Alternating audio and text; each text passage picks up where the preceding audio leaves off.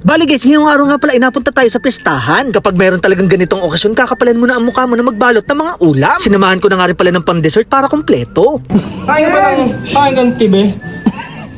Butido! Sorry. Ngayong araw nga pala guys ay pesta dito sa aming lugar. Wala nga pala kaming handa kaya naman makikikain tayo sa mga tropa. Tamang-tama naman dahil birthday ng kumpare ko kahapon at meron pa silang mga tira. Medyo nakakamiss nga lang dahil medyo matagal na rin akong hindi nakapunta dito. Meron nga pala ditong pansit na pambahama ng buhay. Walang kamatayan na menudo at all-time favorite na Shanghai. Wala nang ang hiya-hiya kaya naman chibugan na agad. Ganito rin ba kayo sa mga handaan? Yung walang pakialam kahit hindi kilala ang nasa harapan? Syempre guys, biro lang. Kaya naman first bite.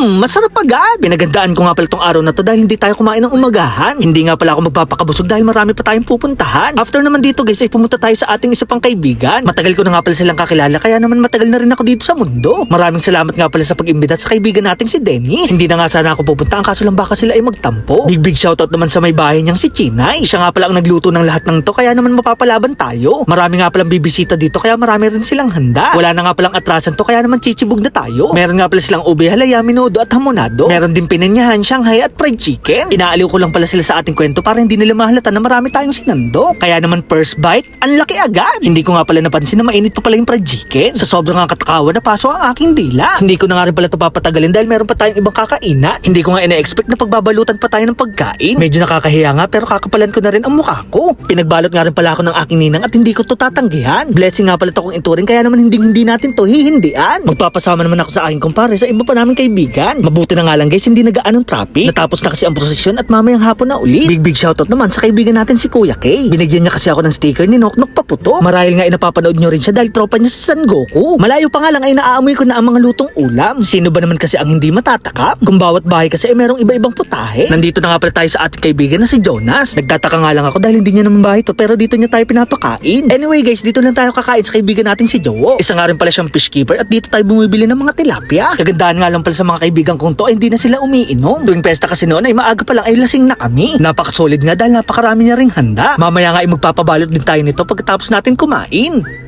Char! Naramdaman ko nga na special tayo sa ating tropa dahil pinaglabas pa tayo ng bagnet. Kakatapos nga lang daw pala iluto nito at kitang-kita naman na napakaluto. By the way guys, pangatlong sando ko na nga pala to. Medyo nararamdaman ko nga na bumibigat na rin ang aking tiyan. Wala namang problema dahil marami namang CR na papasukan. Kaya naman tuloy lang tayo sa ating goal na makapagbalot ng mga pagkain at maiuwi ito sa aming bahay. Kahit papano nga naabot pa rin tayo ng hiya. Kahit hindi na kasi tayo magsabi, kusa pa rin tayong binibigyan. Char! Nasalubong ko nga rin pala ang kaibigan kong si Damulag. Napakalaking tao kasi nito at halos kalahati lang tayo. Ngayon nga lang din pala ako nakapasok sa kanilang bahay tapos kakain pa. Kain kang tibe. Butido! Sorry. Huling bahay na siguro tong ating pupuntahan. Hindi na kasi kinakaya ng ating tiyan. Sayang naman dahil lilibutin ko sana ang ating iba pang kaibigan. Hanggang dito na lang siguro tayo kaya naman dessert na lang ang ating ni-request. Sa dami nga pala nilang handa sa plastic ng yelo na lang ito nilagay. Nag-request na nga rin pala ako ng sako at dito natin lahat ito ilalagay. Baka kasi mabutas pa at unahan pa tayo ng mga aso. Habang naglalakad nga ay may nakita rin tayo mga vlogger. Nakatingin na nga sila agad at mukhang naaamoy ang ating daladala. Feeling ko nga iinggit lang to dahil hindi pa sila kumakain. Hindi pa kasi natapos ang kasal at mukhang gutom na rin sila. Char! So paano guys, hanggang dito na lang. Maraming salamat sa panonood. Paalam! Yeah!